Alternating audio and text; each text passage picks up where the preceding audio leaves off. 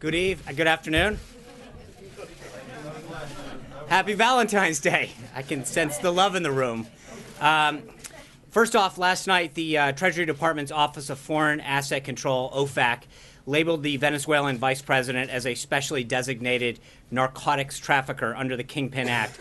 Before I continue with the briefing and look forward to your questions, I want to turn it over for a short time to newly minted Secretary of the Treasury, Steven Mnuchin, to issue a brief statement on this and deliver a few questions. Secretary Mnuchin. Thank you. Pleasure to be here on my first busy day in office.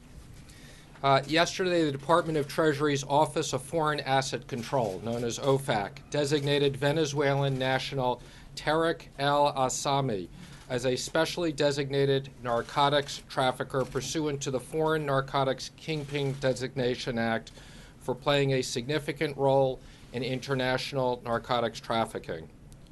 Al-Sami's primary frontman, Venezuelan national Samark Lopez Bello, was also designated. These designations follow a multi-year investigation into Al-Sami's criminal activities.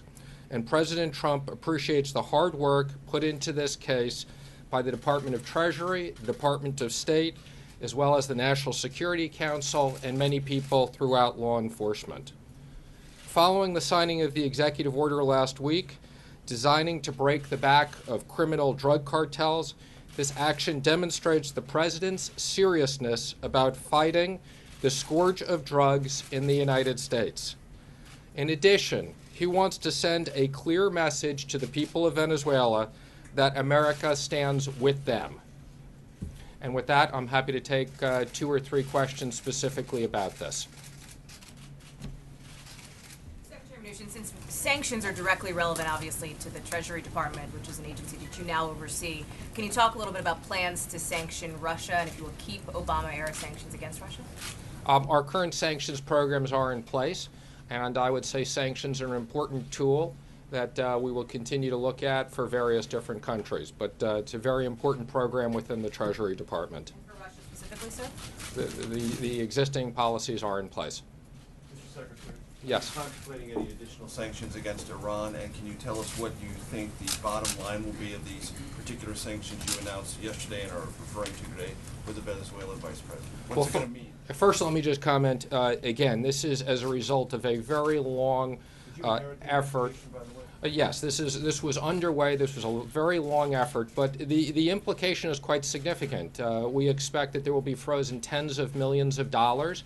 And again, that sanctions are a very important way of us sending a message that we will not stand for illicit activities, whether they're drug trafficking or terrorism. Secretary, including sanctions, what other tools are you looking at? I can't comment on all the tools, but again, let me just reinforce that sanctions are a very important tool within the department, and we will use them as appropriate. Contemplating more with Iran, sir? In this case, we did freeze assets again, as I mentioned, tens of millions of dollars of assets, and that will have a very big impact on this. So I'll take one more question, please. Yes, in the back. During the campaign, the president had made comments about Janet Yellen and whether basically inferring that she was being too political and that she should be ashamed of herself. Do the folks at the Treasury Department and within the administration feel confident with Mrs. Yellen at the helm and to be able to set monetary policy going forward? Well, let me just comment. I'm really here today again to talk about the Venezuelan situation. But let me just say that there is a tradition of the Secretary of Treasury having ongoing meetings with the head of the Federal Reserve, and I look forward to that now that I'm in office, doing that and spending time with her. Thank you very much, everybody. It's a pleasure to be here on my first day. Thank you. All right, let's get back to the fun. We've been reviewing it. I want to address the events of last night first and foremost. We've been reviewing and evaluating this issue with respect to General Flynn on a daily basis for a few weeks, trying to ascertain the truth. We got to a point not based on a legal issue, but based on a trust issue, where the level of trust between the president and General Flynn had eroded to the point where he felt he had to make a change. The president was very concerned that General Flynn had misled the vice president and others. He was also very concerned, in light of sensitive subjects dealt with by that position of national security advisors like China, North Korea, and the Middle East, that the president must have complete and unwavering trust for the person in that position. The evolving and eroding level of trust as a result of this situation and a series of other questionable instances is what led the president to ask for General Flynn's resignation. Immediately after the Department of Justice notified the White House counsel of the situation, the White House counsel briefed the president and a small group of his senior advisors. The White House counsel reviewed and determined that there is not an illegal issue, but rather a trust issue.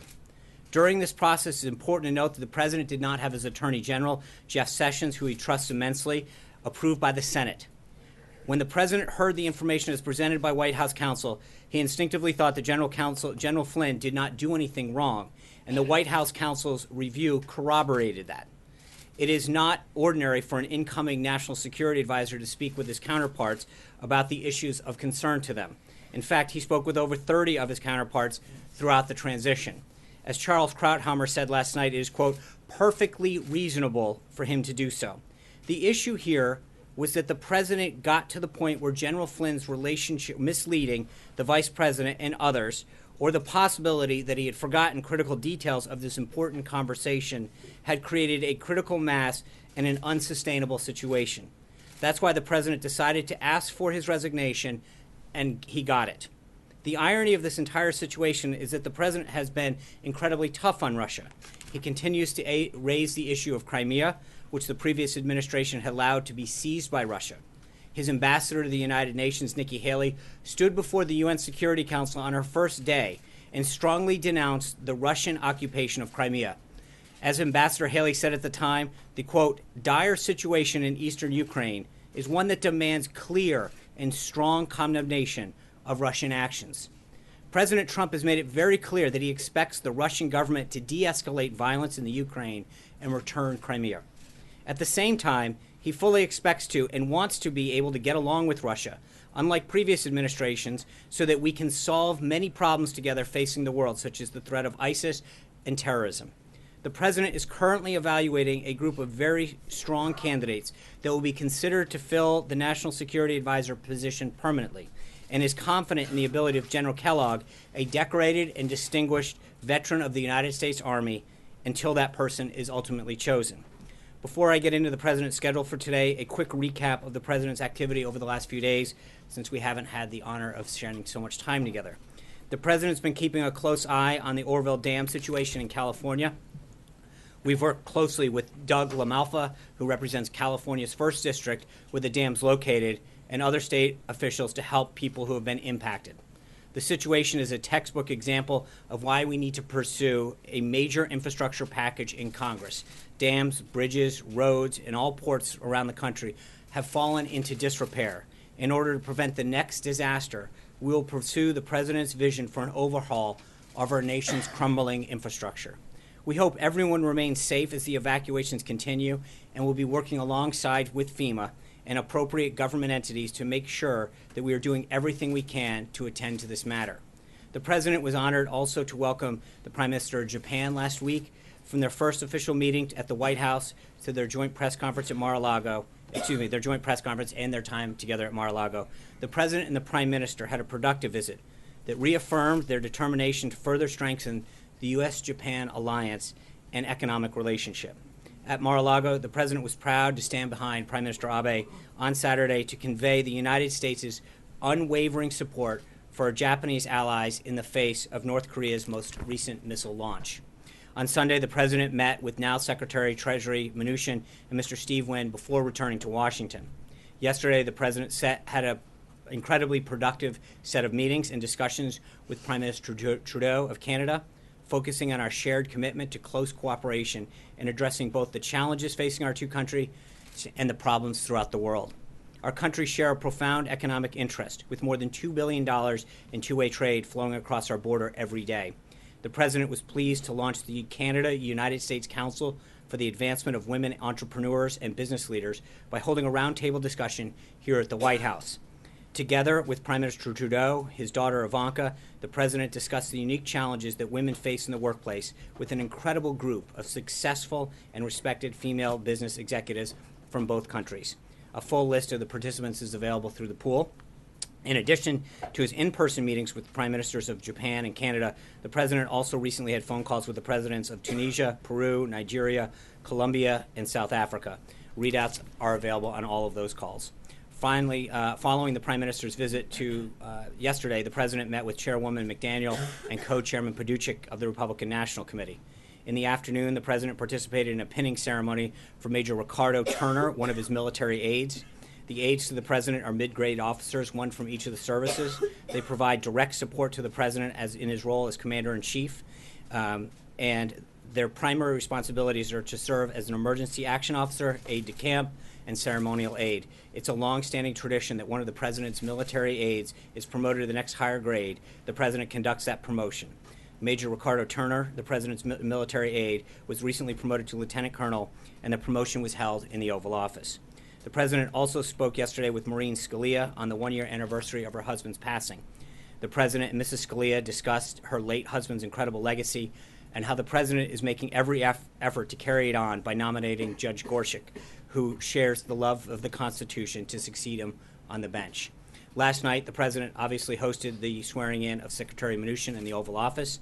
Secretary Mnuchin is a world-class financier whose decades of experience with financial and monetary matters make him the ideal person to spearhead the President's plan to develop a dynamic, booming economy that works for all Americans. We're glad to officially have him on board. Now moving on to the schedule of today.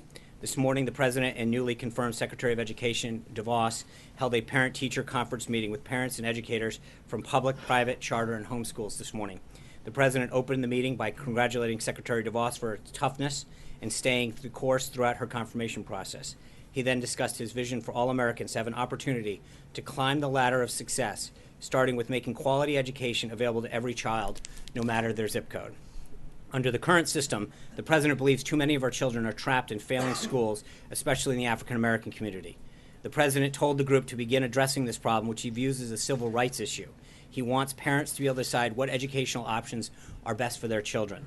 The group launched into a wide-ranging discussion that included public and charter schools, homeschooling, dropout prevention, and the Basis Schools program, states' responsibilities, and the current state of the U.S. Department of Education. The President's ultimate goal is to create safe communities, great schools, and well-paying jobs. He believes that each of these goals is linked to the others, and the Trump administration is taking concrete steps to achieve them all. The President also spoke on the phone earlier today with Prime Minister May of the United Kingdom, continuing the productive conversation they started during her visit earlier this year. A readout on that call should be coming soon. The President then had lunch with New Jersey Governor Chris Christie and his wife regarding combating drug use. At 2 o'clock, the President will sign House Joint Resolution 41 in the Oval Office. The resolution is the start of rolling back harmful Obama-era regulations, which have cost the American businesses and consumers a staggering $890 billion, making our companies less competitive and even driving some of them out of business. The American free enterprise system is the greatest engine for economic prosperity in the world. But for too many to reach its maximum potential, we must remove the barriers to productivity that are holding back our great workers and businesses. Misguided federal regulations, such as the SEC rule addressed by HJR 41, inflict real cost on the American people and put our businesses, especially small businesses, at a significant disadvantage. It's a priority for the Trump administration to fix our broken regulatory system so that it enhances American productivity and well-being without imposing unnecessary costs and burdens. Signing this joint resolution is one more step towards achieving this goal.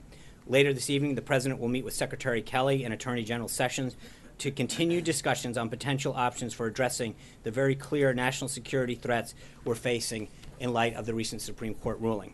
Tomorrow, the President is pleased to be welcoming Israeli Prime Minister Benjamin Netanyahu to the White House. They will discuss ways to advance and strengthen the special relationship between our two countries and stability in the Middle East. They will consult on a range of issues, regional issues, including addressing the threats posed by Iran and its proxies, the crisis in Syria, and countering ISIS and other terrorist groups. As the president has made clear, his administration will work to achieve a comprehensive agreement that would end the Israeli-Palestinian conflict so that Israelis and Palestinians can live in peace and security. The way forward toward that goal will also be discussed between the president and the prime minister. They will hold a joint press conference tomorrow as well, and further guidance will be coming on the time and location. Looking ahead to Friday, the president will travel to Charleston, South Carolina to attend the rollout of the first Boeing 787-10 Dreamliner. This visit will give the president an opportunity to celebrate a huge milestone for thousands of workers at Boeing, America's #1 exporter and the millions of American workers involved in aerospace. This trip has been months in the making, and we're thrilled to celebrate the rollout of this amazing plane. With that, I'd be glad to take some of your questions. Jonathan Carl. Back in January, the president said that nobody in his campaign had been in touch with the Russians. Now, today, can you still say definitively that nobody on the Trump campaign, not even General Flynn, had any contact with the Russians before the election?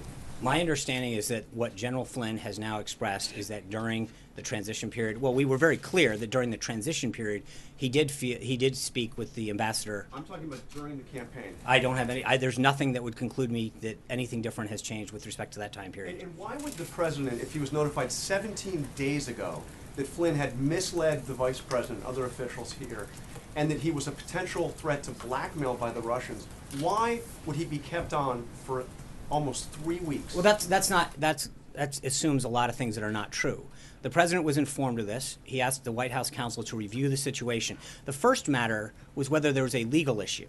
And we had to review that whether there was a legal issue, which the White House counsel concluded there was not. As I stated in my comments, this was an act of trust. Whether or not he actually misled the vice president was the issue. And that was ultimately what led to the president asking for and accepting the resignation of General Flynn. That's it, pure and simple. It was a matter of trust. We went through a very deliberative process, a very thorough review. The first part of it was clearly to understand the legal aspect of this. And that was simply concluded there was no legal aspect. And then what happened is the president evaluated the trust aspect of it. Major.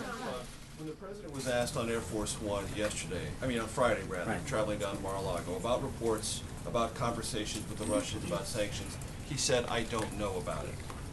I'll look into that." Mm-hmm. Was he being truthful? No, what he was asked specifically is, was he aware of a Washington Post story? He hadn't seen that at the time. Of course he was involved. I just said that he was aware of the situation right after the White House counsel informed him back in January. And his inquiry to the White House counsel was strictly about the legalities involved, not the propriety of the conversations between General Flynn and the Russian ambassador. Well, So, initially, just to do be you have any criticism of the merits of those conversations about sanctions before the Trump administration had been inaugurated? So just to be clear, the acting attorney general informed the White House counsel that they wanted to give, quote, a heads up to us on some comments that may have seemed in conflict with what he had sent the vice president out in particular. The White House counsel informed the president immediately. The president asked him to conduct a review of whether there was a legal situation there. That was immediately determined that there wasn't. That was what the president believed at the time from what he had been told, and he was proved to be correct. The issue, pure and simple, came down to a matter of trust. And the president concluded that he no longer had the trust of his national security advisor over. It was proper for the incoming national security advisor, not part of an administration, to be discussing an issue as sensitive as sanctions with the Look, Russian I ambassador. mean, his job is to discuss issues with his counterparts. I mean, Charles Krauthammer put it perfectly last night. That's what he's supposed to be doing. I mean, that's his job. We would constantly read out throughout the transition who he was speaking to, how he was getting ready. The president was receiving congratulatory calls from around the world. We would read out the world leader calls. The job of the incoming NSA is to sit down with the counterparts and start that dialogue, and that's exactly what he did. So the question wasn't, did he do anything improper or illegal? It's the question of, could he be trusted further? And that trust, or the erosion of that trust, was frankly the issue. So, hold on. Can the president instruct him to talk about sanctions? No, absolutely not. No. But no, and there's no, that's never. So would you prefer he had not done that? Well, I think the president had no problem with the fact that he acted in accord with what his job was supposed to be doing. He had the ability to talk about issues that were important, whether it was that or the 30 other countries that he spoke to. That was part of his job as has been noted by many people, that's what the National Security Advisor and, frankly, other positions do. They begin the process of preparing their incoming job by talking to counterparts, people who have previously held the job, etc. If he had not done that, there would be questions as to whether he's properly prepared on day one. Conversation about sanctions. No, the issue isn't whether or not what he discussed. There's been a complete legal review of that, and there's no issue with that. The issue is whether or not he failed to properly inform the vice president or not be honest with him or not remember it. But that's the plain and simple issue. And when he lost trust with the president, that's when the president asked for and received his resignation. Thanks a lot, Sean. Yesterday, Kellyanne Conway, the counsel to the president, said that the president continued to have trust in General Flynn. Right. What happened between yesterday morning and yesterday evening that led the president to lose confidence in General Flynn? Well, I'm not going to get into the specifics of where the president's thinking was, but I will just say, as I noted in the opening statement, that it was an evolving and eroding process. And so at the end of the day, the president made a decision, as he does on all subjects, and asked for and received the National Security Advisor's. But he is one of those people that we've noted before. When he's ready to make a decision, he makes it, whether it's hiring somebody or asking for someone's resignation. Once he is determined that he has made a decision on any subject, that's when he informs the staff. So going into the day, it was an evolving situation. He made a determination late in the day, and he executed on it. Yeah, Alexis. Extremely loyal person, General Flynn. Was it a difficult decision for the president to let General Flynn go? Well, sure. I mean, General Flynn is a dedicated public service. He's headed the DIA. He has been an outstanding member of the Army, both as an officer and then as a flag officer. He's served this country admirably. And I think the president appreciated his service to his nation, his commitment to his campaign, and his service to this country so far. But at some point, the decision came down on whether or not that trust had eroded. The important matters, as I mentioned, that are before the president when he's dealing with issues of world matters, of all of the issues, friends and allies, foes, hotspots. He needs to rely on a national security advisor to give him sage advice. And I think at a certain point, that guidance, that trust eroded, and the president, as he does on all matters, ultimately decides that when he's ready to make a decision, he executes. Alexis. Questions. Does the president believe that anything that he discussed with General Flynn during the transition might have been construed by the general as a request or an encouragement to discuss sanctions with the Russian ambassador? That's question number one. So, then we're going to pause. So on the first, again, as I made clear, there's nothing that the general did that was a violation of any sort. He was well within his duties to discuss issues of common concern between the two countries. I will say it again. What this came down to is a matter of trust. The president was glad that he was out there conducting his job, preparing for his job, going back and forth with his counterparts throughout the world, much as the president had done, with all of these world leaders calling the president, congratulating him, looking to set up calls for him once he was inaugurated. Similarly, General Flynn was beginning that process with his counterparts throughout the world. That was never of a concern to the president from day one that he was briefed from the White House counsel. The issue, plain and simple, came down to a matter of trust. And once that occurred, it was over. So, I'm sorry. Yeah, no. Just to clarify. Yeah. The president does not believe that any discussion that might have taken place, and we know from Right. intel it did, on sanctions, creates a problem for the president in any way. That is not a problem. That General Flynn discussed sanctions with the Russians. No, there was, as I can't state it clearly enough, there was nothing in what General Flynn did in terms of conducting himself that was an issue. What came down to, plain and simple, was him misleading the vice president and others and not having a firm grasp on his recollection of that. That's it. First question number two. Lawmakers on Capitol Hill from both sides of the aisle would like to investigate or probe or ask more questions about this. Does the president hope to cooperate with those investigations? Would he instruct members of his staff who work for him here and in the administration to cooperate with those investigations? Well, we're going to comply with the law. I think the president feels very confident. The review that was conducted by White House counsel was very thorough, and concluded very conclusively, as he had first instinctively come to the conclusion that there was nothing wrong. So, people are free to do what they wish, but I think that they will find exactly what the president first believed and what the White House counsel concluded. And frankly, I believe a couple publications even reported that there was no investigation for a reason, because there was not an issue of law, it was an issue of trust. George. When do you expect to have a replacement in place? And secondly, on another topic, there was a report yesterday that one of your colleagues said the White House is keeping dossiers on reporters. Yeah. Can you say if that's true or not? That is absolutely not true. There are no dossiers being kept. Just a binder that I put right here. That's about it. That was a joke. Hold on one second. And then, I'm sorry, George, the first part. The timetable on a replacement. Just like the way he handled this situation, the president will meet with individuals, and when he's ready to make a decision and he feels as though the person is qualified and can properly advise him on the issue, he'll make that decision. But that's all, as all decisions rest with him. I'm just going to go to my first Skype seat. John Huck of WKVVU out of Las Vegas. John? Thank you so much on behalf of our viewers here in Southern Nevada for the opportunity to join you today. As you know, Sean, Las Vegas has suffered terribly in the last recession, more so than perhaps any other city in the country.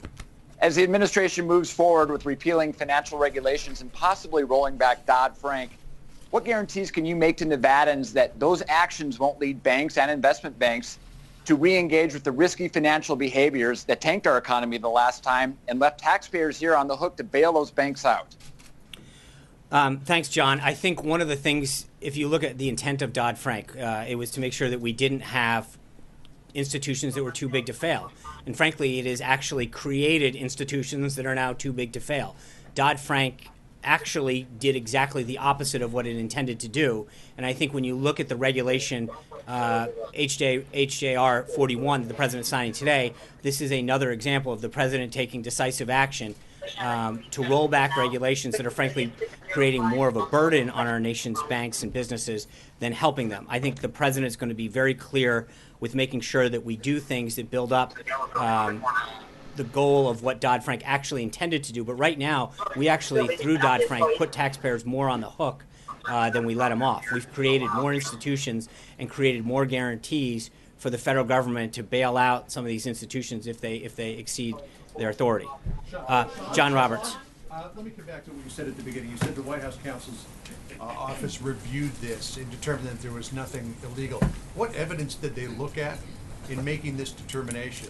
And secondly, Democrats up on the Hill say that they want an investigation of this. They're looking into what did the president know and when did he know it. So can you tell us what evidence you looked at the White House counsel's office, and what did the president know about all of this, and when was he aware of it? Well, as I mentioned, the first day that the Department of Justice made White House counsel available or sought to notify White House counsel was January 26th. The president was immediately informed of the situation. As I said, based on the information that was provided at the time, his view was that this was not a violation. He was proved instinctively correct.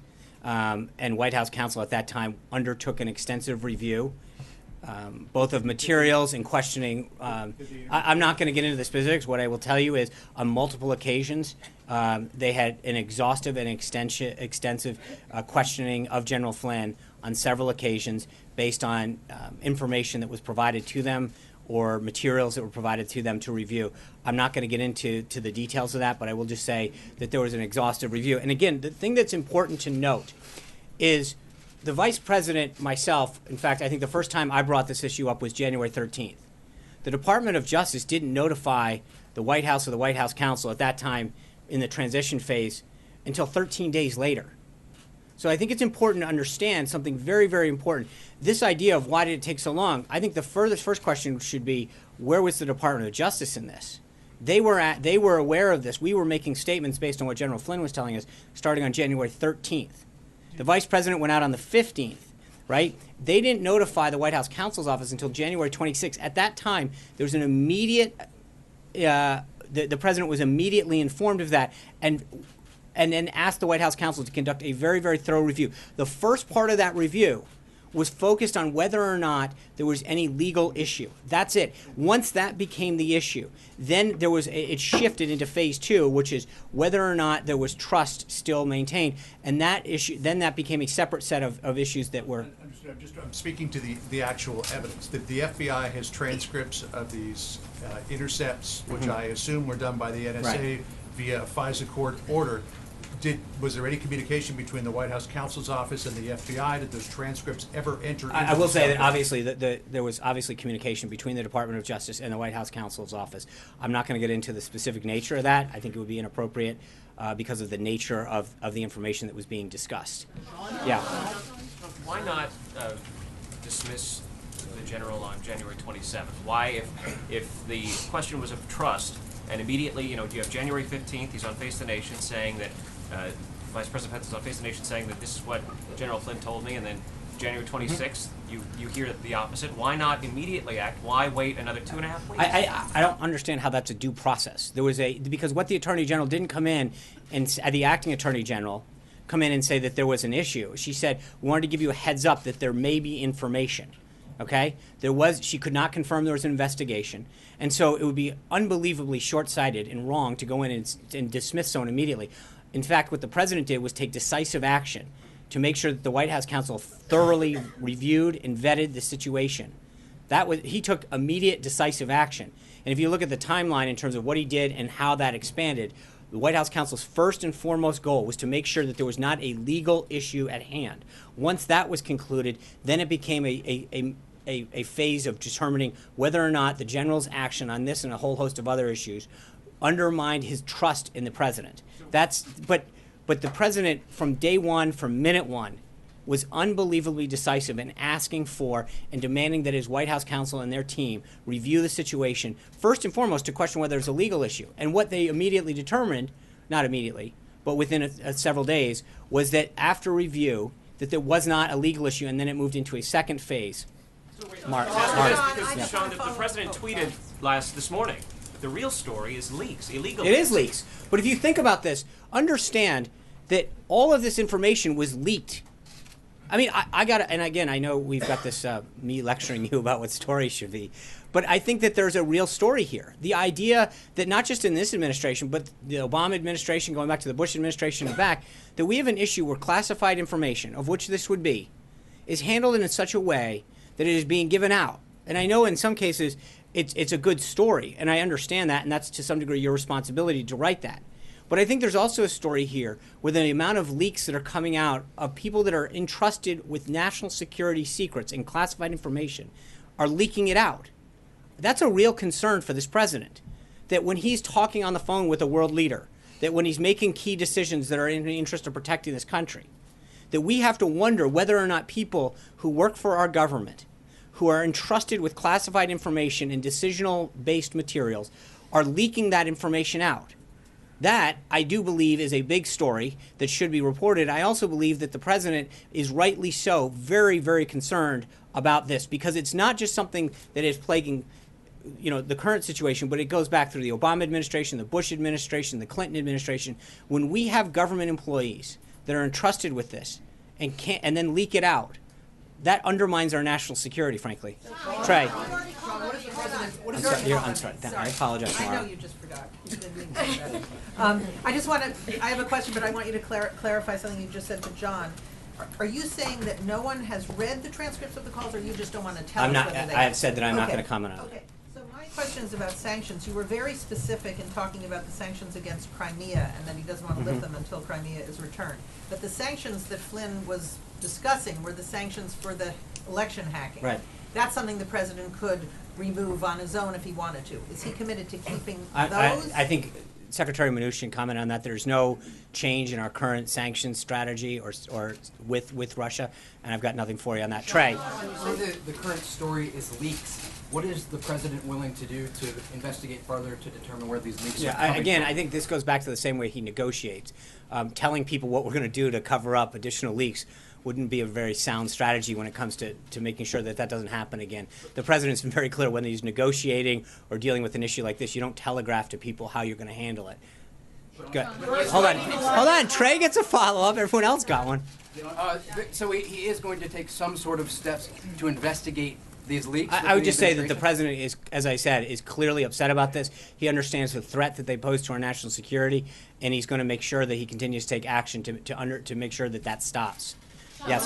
Yeah. Thank you. So you mentioned time and time again that this is an issue of trust. You also said that it was an evolving issue, and that the issue of the trust that the president had for Flynn came down to this deception that happened with the vice president, but also a host of other issues. What were the other issues, and was the vice president the only person that was misled by Flynn? Were other people misled? I mean, I think I've stood before you before and explained what General Flynn had conveyed to me. I think there were some others that had similarly expressed that to as well. So, you know, that's why it's others, because it wasn't just people who went out and made public pronouncements. That in a series of questioning that was rather exhaustive over a long period of time, he continued to maintain that had not occurred. And I think that's where the president continued to, and that's why the president was very clear that it was an eroding issue, because it was after a series of issues and a series of statements and pronouncements that the president came to that conclusion. Were there other issues outside of this call and the deception over that led to the mistrust? I think the statement's very clear that it was this and a series of issues. With that, let me go to Jason Stevens of the Federalist paper in Ashland, Ohio. Thank you. What our readers at the Federalist Papers Project are most interested in is returning the country to the first principles of Republican government, as understood by the American founders. One of those principles in the Declaration of Independence is the consent of the governed. So my question is this: what are the president's future plans for rolling back the expensive and burdensome regulations of the administrative state, most of which are the product of unelected, unaccountable bureaucrats who never received the consent of the governed to do anything, let alone make law? Thanks, Jason. I think, as I mentioned today, the president in just a few minutes is going to be signing HJR 41, which is one of those attempts to roll back some onerous Dodd-Frank regulations with respect to the SEC in particular. He is going to continue. Last week we rolled out another one of those executive orders that ensures that for every new regulation, 2 must be gotten rid of. The president's commitment to rolling back regulation and the overreach of government, I think, is unwavering and unquestionable. So you're going to continue to see this president undo a lot of that government overreach. And so, Jim. Yeah, just a quick question. You said earlier in your comments that the president has been incredibly tough on Russia. Mm-hmm. How is that possible? He has made comment after comment over the course of the campaign, the transition, where he defended Vladimir Putin. He had an interview with Bill O'Reilly where when he was asked, Vladimir Putin's a killer, he said, well, you know, America hasn't been that much better in this regard. To me, it seems, and I think to a lot of Americans, it seems that this president has not been tough on Russia. How can you say that? Because I just walked through. I think there's a difference between the president wanting to have an understanding of how a good relationship with Russia can help us defeat ISIS and terrorism throughout the world. Look, the Obama administration tried to have a reset with Russia. They failed. They tried to tell Russia not to invade Crimea. They failed. This president understands that it's in America's national and economic interests to have a healthy relationship. If he has a great relationship with Putin and Russia, great. If he doesn't, then he'll continue on. But he's not going to just assume that because it wasn't able to happen in the past. I think you've seen with Prime Minister Abe in particular and others that the reset that Prime Minister Netanyahu has talked about tomorrow, so many of these countries from around the globe are looking forward to resetting the relationships that this country has with them, that they feel as though that they were abandoned over the last 8 years, and that they are excited about the prospect of a new U.S. relationship under a Trump administration. So, but with respect to Russia, I think the comments that Ambassador Haley made at the UN were extremely forceful and very clear that until they leave... Haley, not the president. She speaks for the president. I speak for the president. All of us in this administration, and so all of the actions and all of the words in this administration are behalf and at the direction of this president. So I don't think we could be any clearer on the president's commitment. Katie Pavlich. Just a quick little follow-up, because I haven't had any follow-ups, but really? Or questions in a while. But anyway, the other question is just getting back to what was asked a few moments ago about trust and being misled. Are you saying that the National Security Advisor was intentionally misleading the President, the Vice President, yourself, when he made these comments to you look, about that conversation? the trust is given by the President. It's a relationship between he and any individual. And so, as I mentioned in the comments, maybe it was because, I don't know that it was intentional. He may have just forgotten. But I think at some point, trust isn't just a trust. Weird thing to forget, though, in a conversation when you but talk that's the about point, Jim, is that at some point that trust eroded to a point where the President did not feel comfortable with him serving in that position and asked for and received his resignation. Katie Pavlich. On the trust issue and eroding of trust, last night in General Flynn's resignation letter, he said he inadvertently briefed the Vice President-elect and others with incomplete information. Right. Considering his role in advising the President on national security matters, is the White House concerned that he maybe briefed the President-elect, Vice President-elect with incomplete information on other matters of national security in addition to his phone calls with the Russian ambassador? When you look at the team, it's not one person in isolation, Katie. It's several. You've got General Kelly on the Homeland Security front, General Mattis on the DoD front. He's got an entire national security staff and apparatus that briefs him. Director Pompeo at the CIA and others from the DNI's office that come in and brief him on a whole host of issues. So it's not a single position.